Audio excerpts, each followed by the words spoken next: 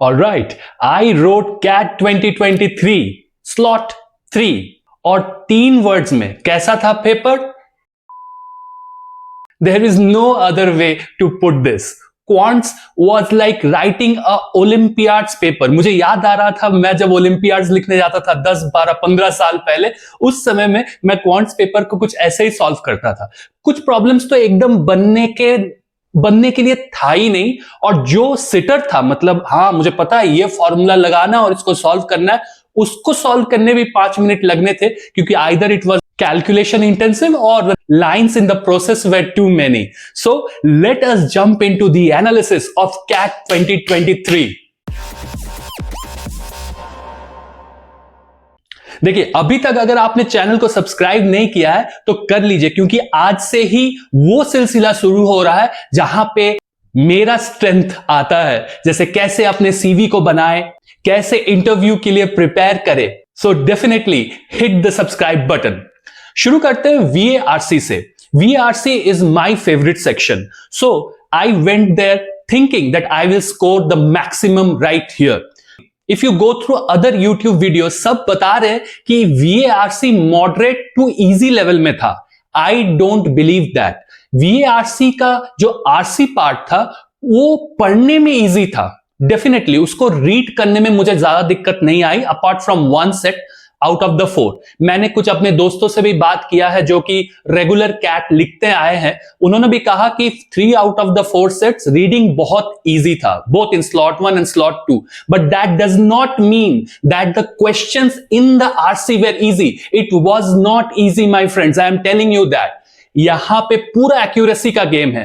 पढ़ना इजी था, मैं वापस से बोल रहा हूं, बट उसको सॉल्व करना, वो तो जब आंसर शीट निकलेगा तभी आपको पता चलेगा कि कितना टफ था. Because I my self could understand that अरे ये तो डेफिनेटली फंसाने वाला आंसर है, क्योंकि ये एग्जैक्ट वर्ड्स मैं आरसी में पढ़ा हूं, ये आंसर नहीं है.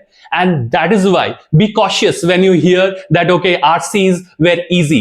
It wasn't easy. But of course, 10 to 15% more marks can be anticipated from CAT 2023. Again, there was para completion, fill in the odd one out. वो सारे मुझे पढ़ने में easy लगे. Logically अगर देखा जाए तो बहुत लोग उसको राइट भी करेंगे.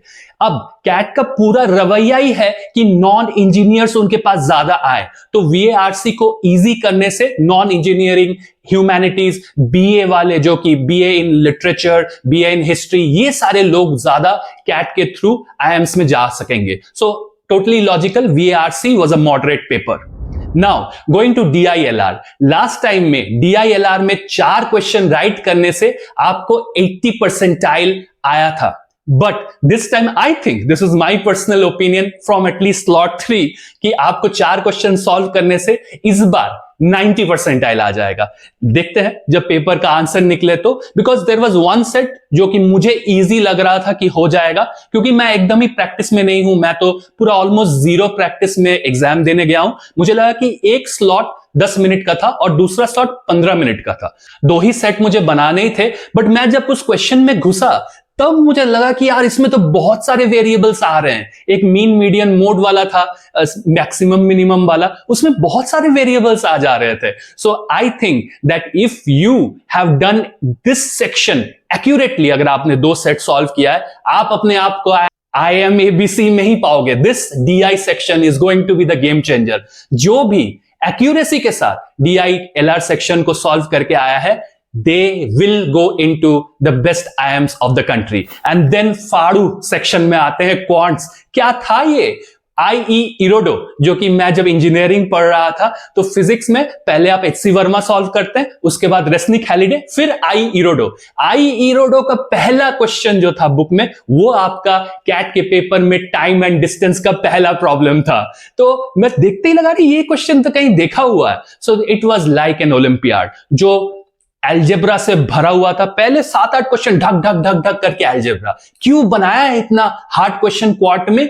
क्योंकि वो लोग चाहते हैं कि more and more non engineers CAT के थ्रू IIMs में पहुंचे. अब नॉर्मली इंजीनियर्स क्या होता है कि 20 क्वेश्चन में 16-17 राइट मार के आ जाते हैं, तो उनका मार्क्स इतना ऊपर भाग जाता है कि VA और DILR में कम भी आ जाए तो भी उनका मार्क्स बहुत हाई रहता है. तो अब अगर क्वांट ही बहुत डिफिकल्ट हो गया है, तो मैक्सिमम कितना राइट करेंगे? 7 8। तो फिर VA के मार्क्स से ही उनका मार्क्स ऊपर बढ़ेगा, right? So they will not have the undue advantage that they usually had. So I think from a personal level, this is the first time in my life that I could not read the entire quants paper. 3 seater मुझे लगे थे, एक आपका geometry का था, एक वो liquids मिलाने का, लेकिन उसमें भी काफी कैलकुलेशन था. सो आई थिंक अगर आपको VARC में 13 to 14 अटेम्प्ट्स आपने किए हैं विद डिसेंट एक्यूरेसी, LRDI में 7 से 8 with decent accuracy and quants में 7 से 9 with decent accuracy, you are going to find yourself in IIM ABC.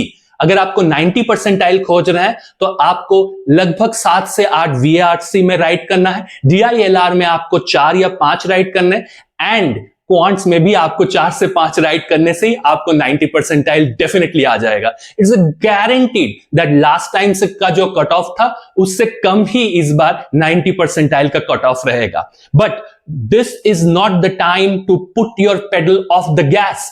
अभी टाइम है अपने CV में जाके काम करना है. जैट का पेपर एकदम ही अलग होता है कैट से. कैट का प्रिपरेशन से आप शायद जैट ना पार कर पाए. स्नैप का पेपर बहुत अलग होता है. They ask vocabulary based question, GK आता है जैट में. तो हर एग्जाम का हर टाइप का अलग का प्रिपरेशन है. डज नॉट मैटर आपका कैट कैसा गया है, आपको वापस से अपने आप को तैयार करना है. जैट, स्नैप, नरसिम्हा का एग्जाम, ये सारे एग्जाम्स के लिए अपने आप को तैयार करें. All the best to all of you. Good luck and जय हिंद.